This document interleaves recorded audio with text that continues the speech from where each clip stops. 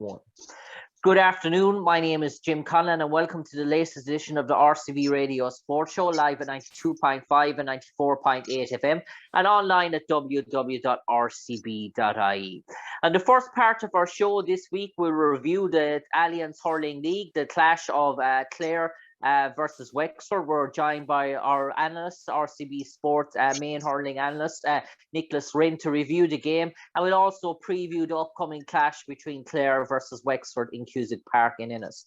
On the second part of the show, we'll return our attentions to football and we'll hear from Clare senior football manager Colm Collins, and we'll also hear from his counterpart that he'll be playing this weekend, Laois Gaelic football manager Mike Quirke. But it's hurling for the first part of the show, and I'm delighted to be joined by Nicholas this evening. Nicholas, it seems to be a sunny evening out in Ina, but not a sunny weekend for the fortunes of Clare hurling. No, it hasn't. It hasn't been a sunny weekend. Not at all. It was a very windy weekend anyway, up in Antrim, and a big disappointment. But myself, I wasn't overly surprised. It's a big ask. First day back, going up to Antrim, 5-hour trip up in the car, and I think they went up on a Saturday, played away from home. And the conditions were the breeze, very strong breeze blowing down the middle of the pitch. We have to give credit to Antrim. They have a great hurling county. They are great, great clubs up there. And they're always going to spring a surprise. And they were buoyant, having come up to Division 1. Of course, they were going to go out there and give every last ounce to beat a big team, the top 6 team like Clare. And that's exactly what they wanted to do. I wouldn't say we went up being negative or anything. I'd say we went up to win, but it's very hard away from home. And the first 15 minutes was they were probably up. They were up 9 points to 3 after 13 minutes, and it just turned in before the second half of that first half, if you like. Antrim got on top and they pulled it back to 3 points and didn't win a Gale Force. It was a Gale Force win, but that very strong breeze in the second half. Antrim knew they had a great shot at half time at it, and they threw everything at it. They were very animated on the sideline. They fought for everything, and they got the result that they deserved. And they deserved it on the way they hurled. It wasn't a fluke or anything. I think that it had probably beaten most teams on Sunday. And I suppose, Nicholas, if I can come in terms of that, people will look at that result and they'll look at the scoring and say, look, Tony Kelly shot probably half of Clare scores again, maybe more than half of Clare scores. Is that a sort of a worry? We all thought last year in terms of what Tony did for Clare hurling, and then he got injured in Waterford. You'd have been expecting other players maybe to step up against likes of Antrim in terms of providing those scoring opportunities in the scoring booths. But it seemed to be Tony that was doing most of the scoring there again. So is that a concern maybe that others are maybe taking on the responsibility? Clare seems to be too reliant on Tony. Yeah, well, Tony scored 4 points from play. He scored 7 frees. David Reedy got 3 points. Shane O'Donnell, Jimmy Rynne, Cahan Lowe, Colm Guilfoyle, Ryan Taylor, Aidan McCarthy, Aaron Shanahan, they all scored. That's 9 different scores, and you have to be happy with that. Tony's a high-profile player. He always gets 4 or 5 points per match. He's been doing that since he came on the Clare team, and he's now the free taker as well, which makes him a very high-profile player on the pitch. So to say that the other players haven't chipping in isn't exactly true. It said we were a one-man band last year. A lot of people say we were a one-man band. You don't beat the likes of Wexford and go up to Laois and get the results and run the All-Ireland champions, to a fairly good game, I believe, last year. You don't do that with just one player. So I think it's disingenuous to Tony even to say that he's doing all the scoring. He's the free taker. And if you look at Ford for Tipperary, he did all the scoring for Tipperary last Sunday, and you don't point at him in the same way as we pointed at Tony Kelly. And most free takers will take the limelight. So I think the other players are stepping up, and they stepped up last Sunday, but obviously it wasn't enough. the way we went out last Sunday was, John Conlon have not hurled for something like 14 months, and to put him at centre back, was Brian Lohan trying to get him back into a really competitive game and play him centre back like that. I don't know. There was a few more players that I wondered, positionally wise in that. So I think Brian Lohan was probably just thinking with the team a bit like. It won't be anything like his championship. It won't be his championship team, is what I'm saying. Far more concerns me than Tony Kelly scoring or how the team is picked is what's going on off the field. It's really troublesome. It's really disappointing, and we haven't strong leadership to deal with that, and that needs to be dealt with. And it looks like maybe Croke Park are going to have to deal with it because it has no sign of abating and no sign of clarity of anything, and it's it's very toxic in Clare at the moment. Everybody was talking to a reporter from Kilkenny today, and he says for a top 6 team to be in that sort of turmoil is just not on. Like, and the GA have to do something about this. Like, we're a top 6 team and we're the talk of the whole country. And that is rubbing off the players, and it certainly has to rub off the management. There's a very bad atmosphere. And that's what I'd be more concerned about than a result up and away from home above in Antrim. I mean, I'm looking forward to the Watford game down at Thurles in the end of June. Like, so there's a big game coming up next Sunday in Cusack Park with Wexford, and the atmosphere in there is just not going to be good.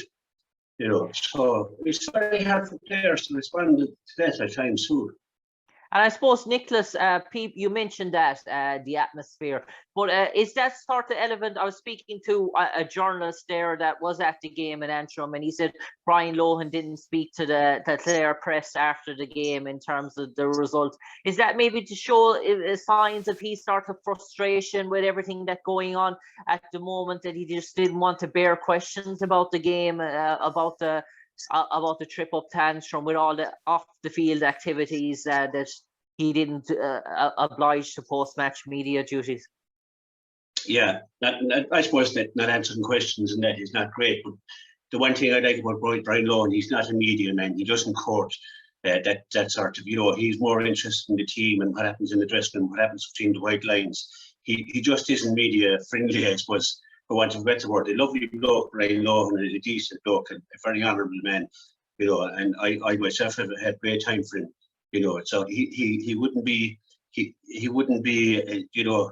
I suppose he's very disappointed up in Antrim. Maybe he just didn't feel he was up to, I can't answer for him. I suppose it would be better if he had a spokesperson maybe to go out there and face the cameras or whatever, like, but I wouldn't worry so much about the media stuff. Like, what I would be more, he's focusing on the team and getting things right. And it's a big job. First day back, and we were beaten by a very good Antrim team. The likes of Neil McManus and Kieran Clark and Conal Cooney went with, Gerald Walsh, he went in full back and he had a stormer of the game. He's never played full back before. He was a revelation for them. And Keelan Malay, all those players would get onto any county team. So it is disappointing. We played well in patches. I suppose he tinkered around. He brought, the likes of Ed McCarthy, put him up full forward.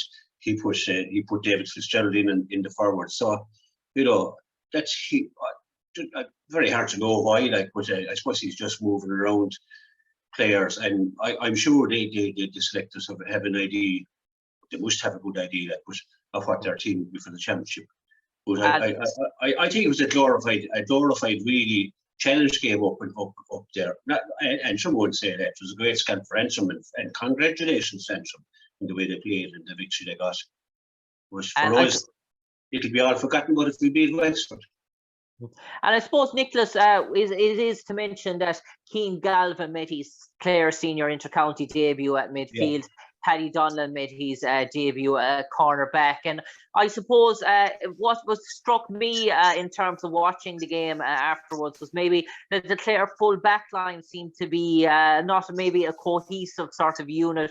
The two cornerbacks probably struggled the day out. And I suppose when you're putting new units together, when you have new lines, obviously the half-back line never had played with each other before. The full-back line had never had played with each other before. It probably showed in terms of that maybe Antrim were a more cohesive sort of unit, that they were playing the same regular sort of players. So for Clare, it was probably an awful lot of players playing beside each other before that probably wouldn't have played with each other in the past in those lines. Yeah, and I suppose, Brian Law was probably using this game up in Antrim to blood in the likes of Cian Gelvin and Donnan in the cornerback. And as you rightly pointed out, new players, and it's a big game for them, and I suppose a very hard game to go up there like and play. And the Antrim management would have known this, and they would have, it was a tough one for Cian Gavin. He's a very young player, like he's just come out of minor, fine hurler. It'll take him a while to we see. I know he's a good player and he's going to make it, but he has to go through his learning period, and I'm sure he'd have learned an awful lot about the rough and tumble of inter-county hurling at a very high level, and the same, our full back line, Conor Cleary's inside full back. I'm wondering, is Conor Cleary, is he the best centre back we have? Would he be better placed at number 6? I'm not the man to answer that question, but that's my feeling, that he has been the best number 6 for a long time, and he's now back in the full back line. So we have to sort out the 6 backs, I believe, and they have to get 6 backs and leave them there, and maybe they know they're 6 backs. I won't read into too much of what happened up in Antrim or what team out against Antrim. We might get a closer look next weekend when we face Wexford to what our championship team will be, which is coming up fairly soon now, so they haven't that much time. So maybe that's the reason. Maybe they tried a few things in Antrim, maybe expecting to get the win, and they just didn't get the win. They were unfortunate. I mean, that score that Neil McManus got at the end, was just a fantastic score, and followed up by Kieran Class free, and Clare didn't have enough time to respond to that. So, just a lot of things went, small things went Antrim's way, and maybe they made it go their way. Like, they were tigerish, and they fought for everything. Their half-forward line, their midfield was the mince. The Keelan Malay at midfield and Ian McManus, they were a strong board. They're very hard to deal with players like that, strong and physical, and no little skill either. But what you said is right. It did new players, like, yeah. Sorry, Jim. No problem, Nicholas. If I can bring you on now, maybe we preview the second round of the Alliance League. Clare, obviously, at home next weekend, playing Wexford inside in Cusack Park. And you mentioned maybe about the spotlight on Clare GA, and especially this game. Normally, when Davy comes to town, all the talk would be about the hurling and Lohan versus Davy, what will happen on the field. But all the talk in the media this week is roughly what's going on in the background in terms of reporters coming from different counties to try and get the scoop and the lowdown, what's happening in terms of Carlow, what's happening in terms of committees and stuff like that. So it's almost feeling that battle between Davy and Brian is very much being cast to the background, it seems, in terms of its in terms of its scope, in terms of its publicity, in terms of the hurling game. After all, it is a hurling game that will happen this weekend in Cusack Park, but it certainly doesn't feel like that, judging by everything we hear and we read. I suppose, Jim, if you go back to 2012 when Dublin came down to play Clare in an important league game, and Anthony Daly was over Dublin, Anthony Daly got a great welcome in Cusack Park, and there was a great atmosphere, and he shook hands after and walked away and held his head up high, and we have great esteem for Anthony Daly. The same thing has not happened this weekend, and that is such a pity. There shouldn't be the atmosphere that is going to be there, that we've seen below in Wexford as well.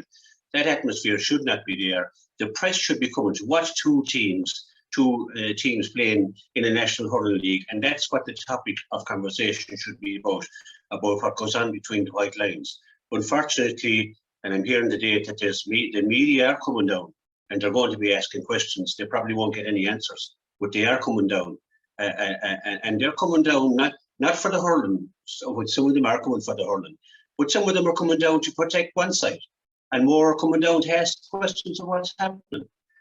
And some of the media, I mean, the stuff I read, I'll tell you one thing. It's kind of sickening stuff, really. Protecting somebody, or because you're friends with somebody and you write stuff that has nothing to do with the game of hurling. And it's a pity. It needs to be sorted out. We are the supporters of Clare hurling, and we're looking at this going on, and we're scratching our heads, and we're saying, "Oh my God, where did it all go wrong?" We should be flying it. We're a top 6 county. We should be enjoying our hurling and looking forward to playing Wexford, to playing Antrim, to playing Kilkenny, and whoever else we have to play, and looking forward to Waterford. But we're not. We're talking about sideshows after sideshow after sideshow for the last number of years. And to me, that's very disappointing. People mightn't like me saying this, but this is how I feel when I go into Cusack Park. You go down to Kilkenny, the atmosphere is fantastic down there. It's hurling country. You go down to Wexford, the atmosphere is great down there. You go down to Cork, you go down to Thurles. But the atmosphere won't be good next weekend. And that's a real pity that this is allowed to fester, that these grown-up men can't come together and that we can't get a bit of clarity on simple things that have been asked. And questions are not being answered from what I hear. I'm not privy. I don't go to the county board meetings, but it's a sad state of affairs. That's what I think. We're all proud of the saffron and blue of Clare, and to see it been dragged down to this, it's a very sad day. It's being beat by Antrim is nothing compared to what's going on behind the scenes.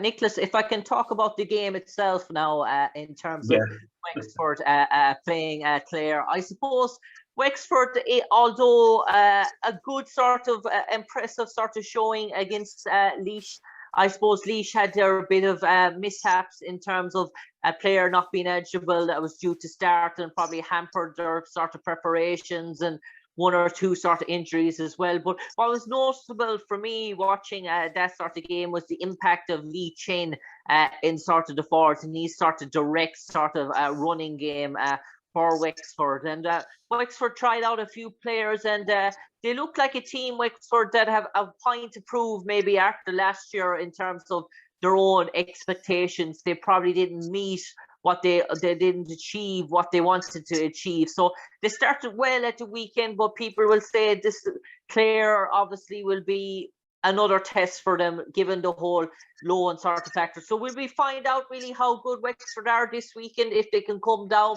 to Cusack Park and put back-to-back results together?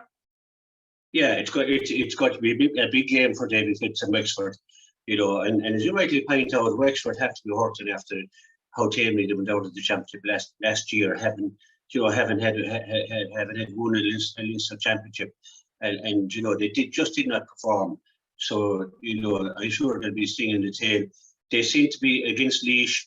They seem to be a lot more aggressive, and that running game that you're talking about, it boded well for them, and they really tore Laois to shreds. Now Laois seem to be all over the shop in their defence side. They seem very not together at all, which perhaps made Wexford look slightly better than they are. But Wexford have great. Remember that Wexford team has been around a few years now. The likes of Roddy O'Connor, McDonald, Lee Chin, all them lads. They're around a while now. They've come up from the under-21, doing very well in under-21. They didn't actually win the under-21, but they got to finals. And they're a fine batch of players. What I like about Wexford is they're very big and strong and very physical. And I think the type of games that they're playing, we saw a better game probably on Sunday against Laois, where they're attacking. And they're a type of team, I think, that are more suited because of their physical sprint to attack teams and to push up on teams rather than playing this system that Davy seems to prefer with this a sweeper. in operation. I'm not sure if it suits Wexford for the type of hurlers they have, but they'll be coming all guns blazing. And I suppose, Nicholas, time is nearly caught up on us here. And I suppose you will be in Cusack Park representing RCB Radio, West Clare Radio at the game at the weekend. And if I had to put a sort of hesitant sort of nod either way in terms, is it too early to no teams having to show form to see, or do you expect maybe there'll be a sting in the Clare sort of tail after last weekend? Do you think Clare will come out sort of fighting? Yeah, I do believe they will.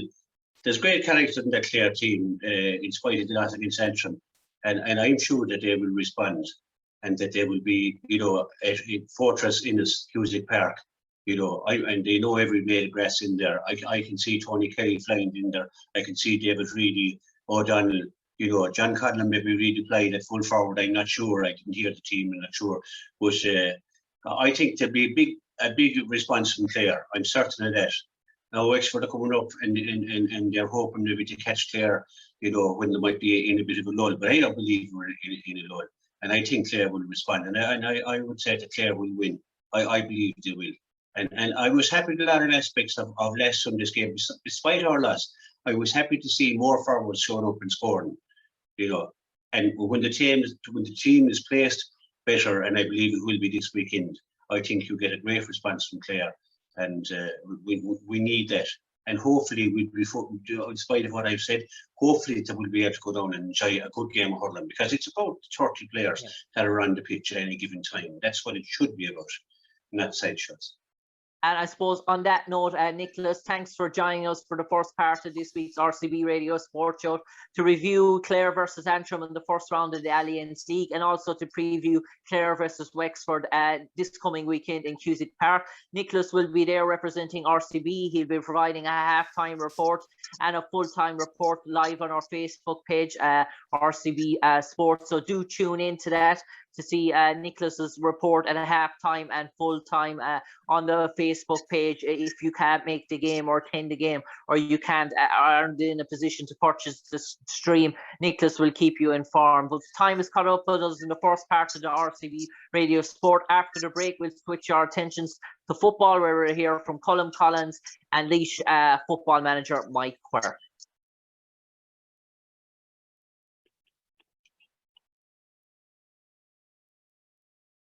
Good afternoon, my name is Jim Conlon, and welcome to this segment of the RCB Radio Sport Show, live at 92.5 and 94.8 FM and online at www.rcb.ie. I'm joined by Clare football manager Colm Collins, the longest serving inter-county football manager, to look ahead to the opening round of the Alliance Football League. Clare play against Laois at home next weekend in Cusack Park. And Colm, first of all, if I can ask you, I know it goes to every year you review the year and you put it to the players in terms of coming back for another year. But once the players were on board for you to come back, was there ever any doubt in your own mind that you would be back in the helm in 2021? Yeah, I suppose we've thought long and hard about it, Jim. But I suppose the time of the year that we finished was going to be very difficult to put together an alternative setup. I suppose it was a late finish and it wouldn't have been so I suppose in the interest of everything we decided to stay on.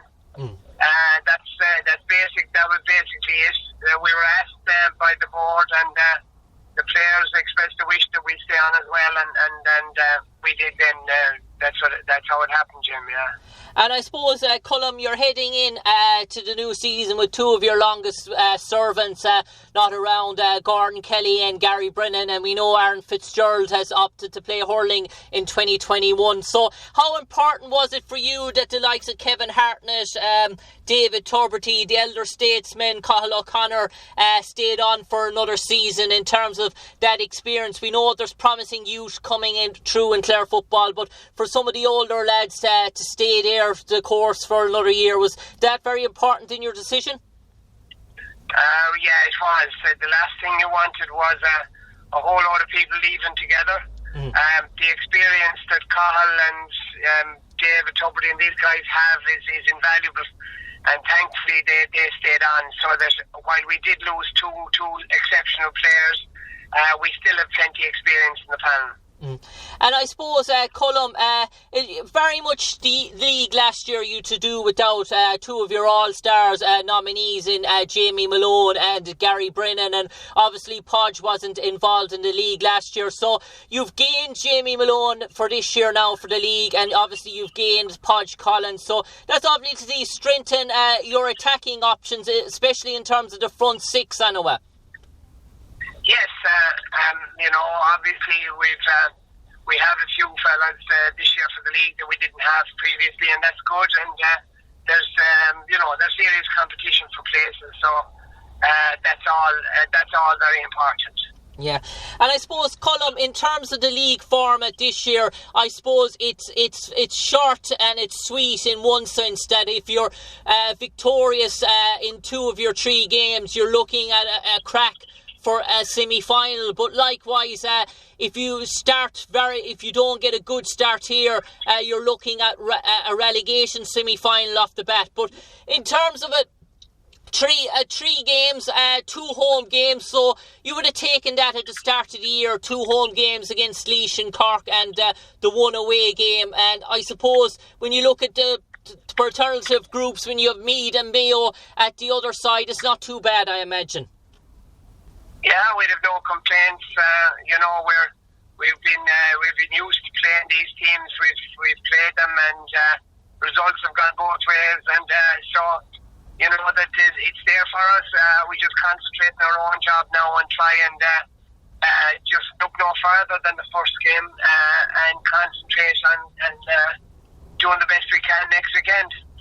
And one thing about last year, Colm, in terms of the league, was probably the inconsistency of all the teams in the division in terms of trying to put back-to-back performances together, and Laois were no strangers to that as well. They blew hot and cold, and I suppose the last year we saw probably the best of Laois in the first half, but you really got to grips with them in the second half, but probably left yourself with too much to go, too much to do. How important is to bring the second half performance of last year from the off there at the weekend?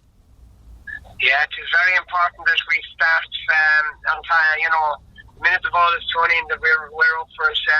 We let Laois go too far ahead last year, and there was a couple of things that we didn't do very well. We were very wasteful in front of goal, and we were actually very, very careless with possession.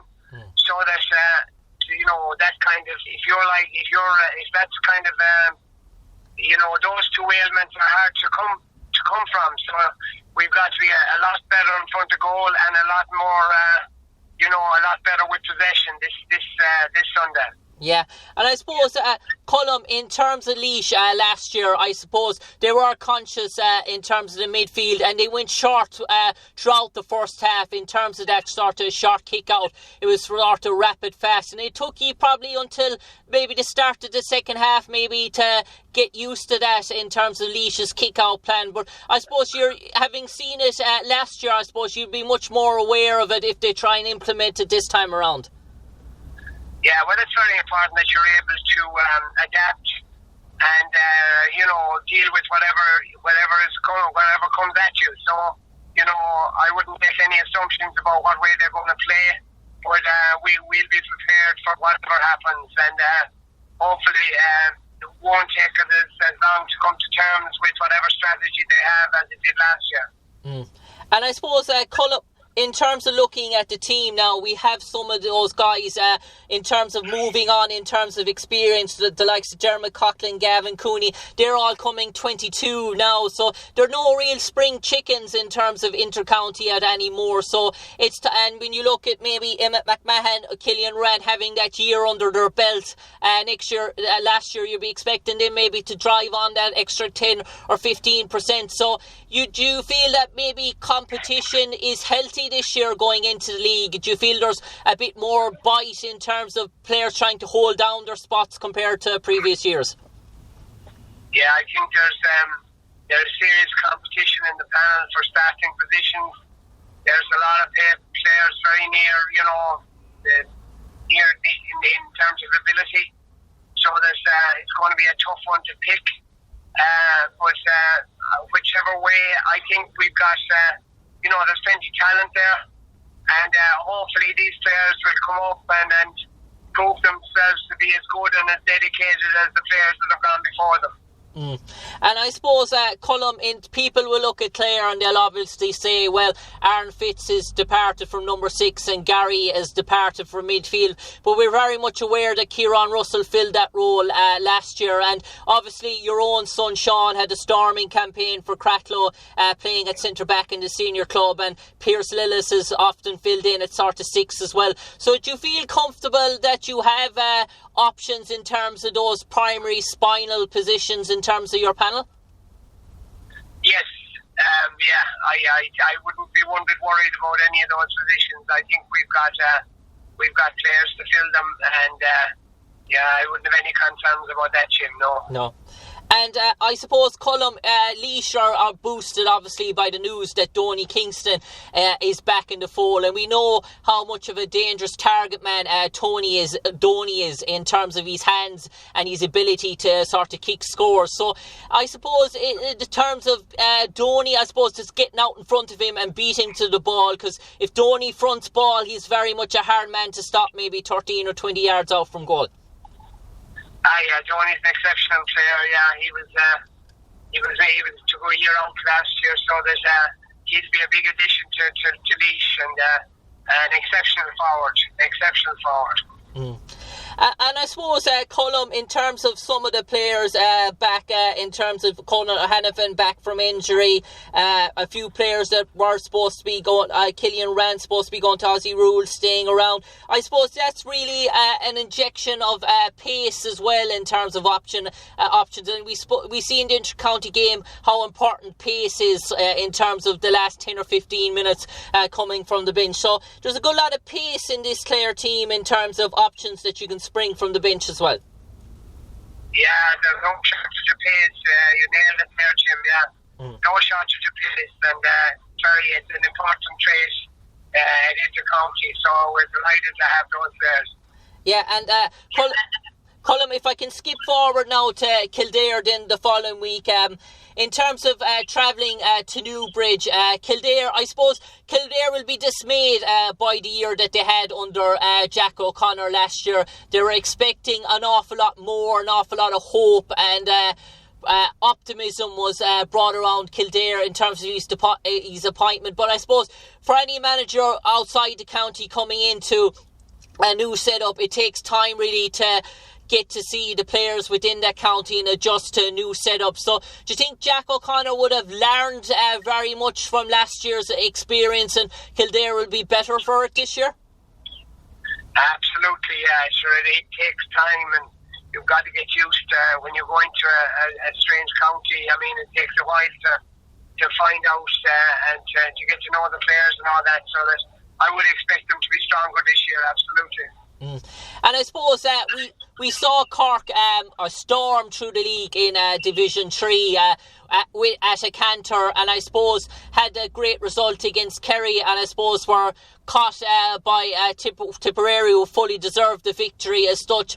But that sort of Cork have made sort of general sort of progress, good underage success in the last few years as well. But Cork, I suppose people are wondering what Cork will turn up, but do you expect the Cork that produced their league form in Division 3 to show up in terms of the league this year in Division 2? Sure, listen to me. I mean, any county with the football playing population that Cork has are bound to have a decent side.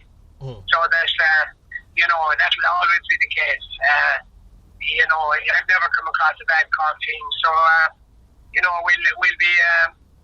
they'll be a difficult opponent as well, but as I said, where we have them in Cusack Park, so we'll be looking forward to that one as well. And I suppose, Colm, we've heard the news now that the Under-20 Championship and Under-20 Hurling Championship will be in sort of full swing as well. And I suppose in terms, that's a new experience. Obviously the players that are in Michael Nealon's panel will obviously their first right in terms of your panel, in terms of your selection as well.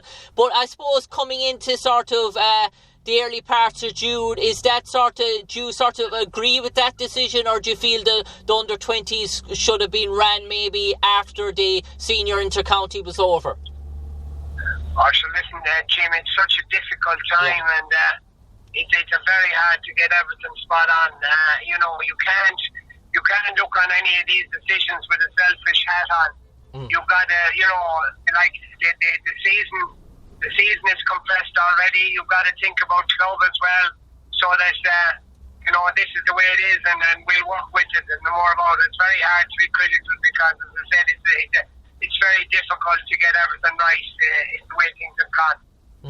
And Colm, we know you have a new coach on board, a Sligo man who won the Sligo Championship with Turlestone, partnered with Eamon O'Hara. How has he brought a sort of fresh air to the camp in terms of his ideas and working with the players? And has it brought maybe new energy and new life to the setup again? Yeah, we've been very fortunate. We've had so many good coaches with this. In my time anyway, and Jerry is another excellent coach. So there's, he's working really hard, and the players are really responding to that. So what you call all good there, Jim. Yeah, all good. Very happy with him. Yeah, and I suppose, Colm, for you, the main target in the league will be trying to reach that sort of semi-final in terms of progression, and on a day off in any semi-final you just don't know who's going to come through the other side in terms of setups as well. So I presume that's the minimum target that you've set yourself for the league. Obviously people will look at Clare and say, pundits outside the county and will be saying, Clare will hope to stay in Division 2, but given the new structures and the new systems, I say the minimum target you probably have set yourself this year is to get past the initial group stage and get to that semi-final and then see what it'll be. Yeah, well, I suppose, Jim, what's very important is that you don't lose sight of the next game, and while long-term targets are one thing, but it's very important that next Sunday is all the games that I'm thinking about, and just getting out there and putting together a really good performance next Sunday is foremost in my mind, and I'm not looking any further than that, to be honest with you. And I suppose, Colm, most of the Clare supporters and footballers will be acquiring, I suppose there's enthusiasm and wonder every year in terms of new blood, in terms of players being cast into the fold, young starlets in terms of that.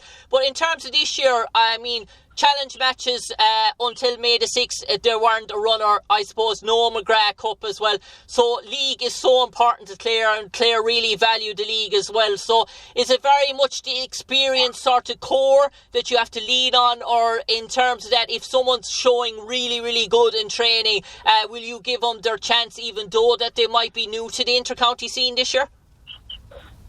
Anybody that's shown well in training will get their chance, absolutely, Jim.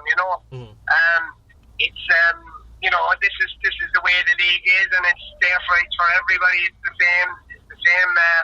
We've all got the same deck of cards, so we just have to try and do our best. And but definitely, you'll be picking your team on form, and the people that are performing well in training will be the people that are playing. And I suppose, Colm, lastly, going into the Laois game, any sort of unnecessary sort of league doubts, anyone carrying a bit of a knock that might be sort of touch and go for the game, or do you expect to have a full strength panel to pick from in terms of your picking your match day squad? I'd be hoping we can pick from a full strength panel. Any of the injuries we have are all small injuries, niggles, and we're hoping that they'll all have cured up by next weekend.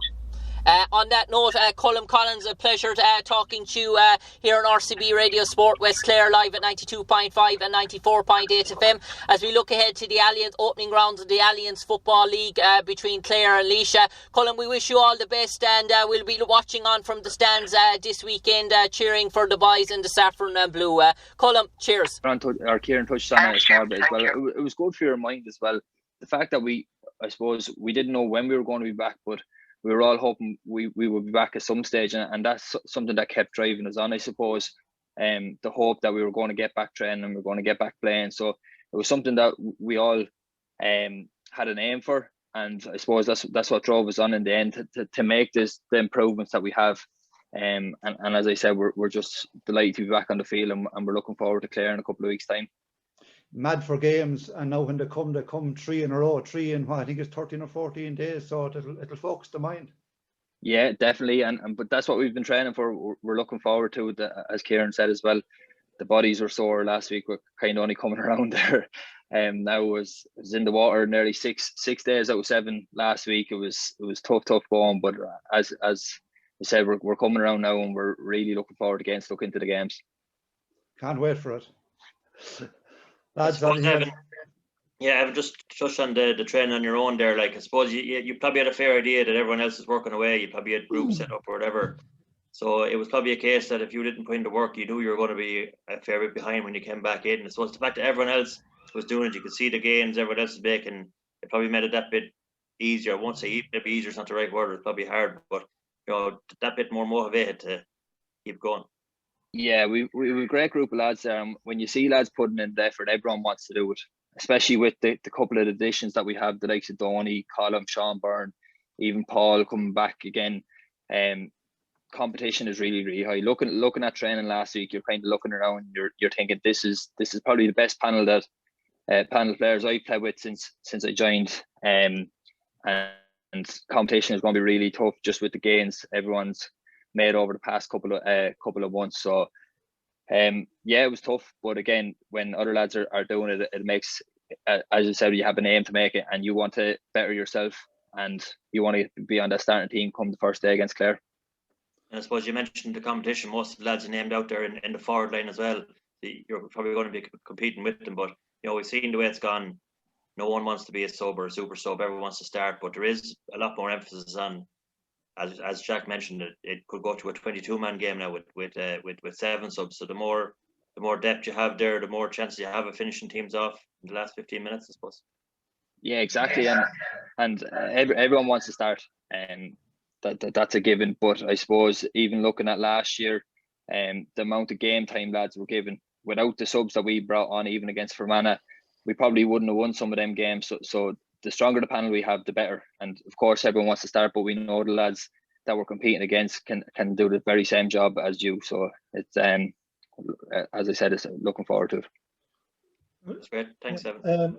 Kieran, now, okay, Brian touched on it with Evan, and that how hard it must have been to go training. And I know, like, you all would have had your individual programs, but it must have been tough, dark, dirty nights in the middle of winter to go out on your own and train.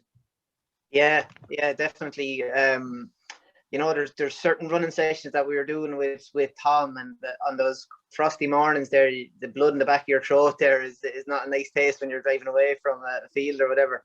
Look, it was dark. It was hard to get yourself up and out of a warm house some evenings and whatever. But like Evan said, there was a few kind of WhatsApp groups formed, and lads were kind of putting in bits and pieces, and you'd be in contact with lads, and when everyone was doing it, it made it easier for you to go out and do something. As well as that, like I kind of said already, it was great to clear the head.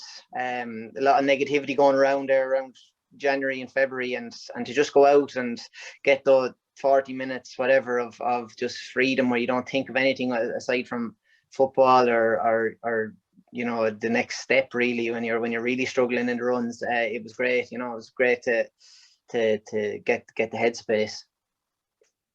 You do it anyway, so the lads wouldn't be slagging you off on the WhatsApp group. Well, that's a fact, yeah. And lads can be ruthless on that WhatsApp group. If you don't put it in, you're going to get it in the neck. Mike, just to come back to you, Mike, it's an unusual time, it's an unusual league and championship and everything else. For you now, looking forward, and you're only going to look on a game by game, what would be a successful 2021 for you? A successful 2021, like Kieran said, I suppose, Jack, like the group is very, very ambitious, and it's trying to, I was listening to the lads there, and it sounds, I'm half expecting tomorrow night to see these fellas, the Hulk coming out in jerseys, the way we're building them up. I suppose we should temper the small a little bit, that everybody is you know, we're in decent shape. We're not superhuman or anything. But I look, like Kieran said, very ambitious, Jack. But I don't want to. I'm very deliberate in targets, like and you know, setting these kind of fast goals. Like everybody that we're going to play against is going to have a similar goal in Division 2.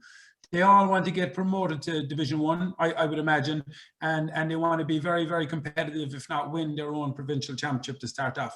We're no different to everybody else, but I don't see the point when everybody else is doing the same thing. Everybody has the same goal. Like that idea of a will to win is great, but the will to prepare is far more important. And I just think our focus needs to be a lot narrower and a lot more micro than that, and really, really focus on. Like we've a very small window, so every session, like we've only 7 sessions left before we play our first competitive game.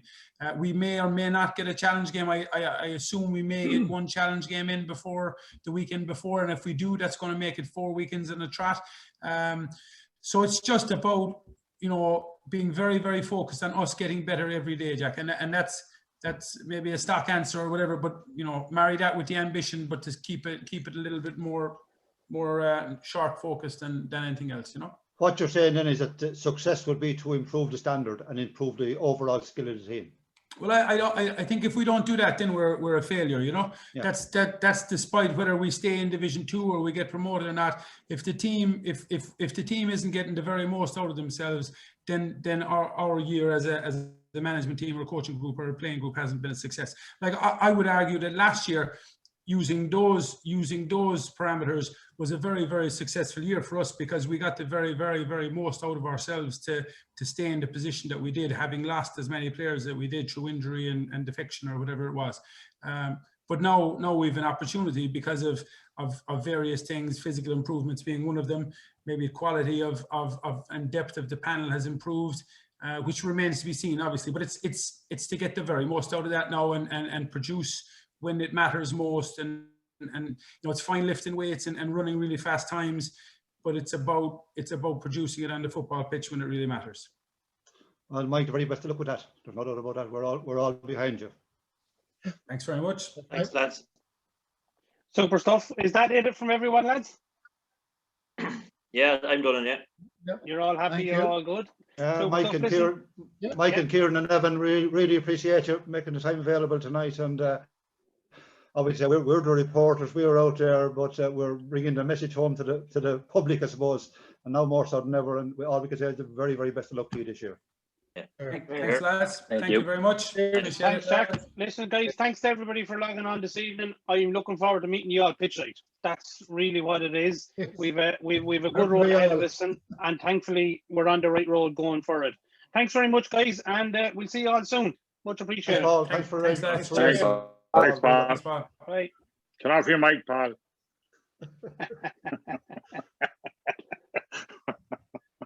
Just thanks, Jack. No, no Willie. Forget about it. No Willie. Was Willie not invited tonight? No. No. He's still there somewhere in the background. He's at the back of the screen somewhere. Come out. Wait out. There he is. Look, you know. No, you're right, Jack. You're right, Jack, with the subs. I know Morris Egan was up there Tuesday night. They were all the referees getting the briefing. I'm surprised they haven't told the county players yet. But typical GA, it's typical GA. It's mad. They have a mad setup, right? You're allowed 7 subs, right? But you only have 5 to put the 7 on. Oh yeah, that's right. Yeah. I saw that. Yeah. So you could do 3 singles and 2 doubles. That's right. You can only use 5 substitution moments. Yeah. Anyway, right, Paul, we'll talk to you. Thanks, lads. That was good to see. That was great. That was the first. It was great. You know what I mean? Look, it actually works very well. You know what I mean? It's just a pity I couldn't get Cheddar to do with Witchy as well, if you know what I mean, for another night, Jack. You know what I mean? He's very much in camp at the minute and thinking stuff like that. So he has your number and everything like that. You know that yourself, but he's going to touch base with a lot of the local guys themselves and have those conversations. He said himself that that's all right. But it would have been good. It would have been good. Take care. All the best, lads. Bye. Okay, Paul. All right, thanks, Paul. Bye. Hi, Christian. In terms of last year's experience in the playoffs, getting to the final, coming so close, and after being in the top positions for most of the year, do you think last year's experience will stand to you this year? If it was? Sorry? Last year's experience, the heartache of last year's experience in the playoff, will that stand to you this year? Will it make you more stronger, more resolute? I hope so. But let's see. I mean, I can talk from a personal point of view, personal perspective, where I think I am a bit more calm. But it can also be that we knew from quite a long time now that we are going into the playoffs. We are a bit more settled. But if I'm being honest, we're not talking too much about what happened last year. We're more talking about what we're facing now. So maybe all these emotions and all what we witnessed last year will just be automatic there as a help to remind us what we already know. But we're not really talking about it too much because it's not important what happened last year. It's important what we're doing now on Monday against Bournemouth. And I suppose, Christian, at the start of the year, when you saw Ollie Watkins leave to Aston Villa and you saw Said Benrahma leave to West Ham, were you a bit nervous, a bit worried in terms of wondering to see what acquisitions would come in to replace them, and would they live up to the same standards that Ollie had and Said had? And when you saw Ivan Toney hit the ground running and stuff like that, did it really give you a sort of calmness that everything was going to be all right this year, that we have got brought into quality to replace the players that went? I think in both Said and Ollie, we lost two fantastic players and two also persons around the club that we enjoyed having a lot. But I wasn't really worried. I knew that Sergi was coming back from the long injury. He's a top quality player and he's been really good this season as well. You could see from the beginning that Ivan was creating a lot of chances. He maybe didn't score in the beginning, but you could just see that he got these big chances every game, and we knew it was just a matter of time before they were dropping for him. So I have had a lot of positive thoughts about the team coming into this season, and I haven't been nervous at one point. Of course, it's never fun to lose your best players on paper, but again, I just know that this club will always make the replacements needed, even when you lose big profiles like them. And Christian, lastly for me, playing Bournemouth, a team with an awful lot of Premier League pedigree, I suppose, an awful lot of players that would have played in the Premier League in the past as well. So Bournemouth probably came into the form in the second half of the season. So they're finding their form at the right time. So does this obviously make them a harder test than what they were earlier on in the year? And are Bournemouth a much stronger opposition now than maybe what they were 6 or 7 months ago? I think it's the same team. I know that they've been better the last 6 months, of course, than they were in the beginning. But like I said, it's still so much 50-50 games in these playoff situations. And like you said, they have a lot of quality, a lot of Premier League experience, and that will go to their advantage. But we will try to have as much focus on ourselves as possible and going in with confidence after a really good form of games recently. Best of luck, Christian. Thank you.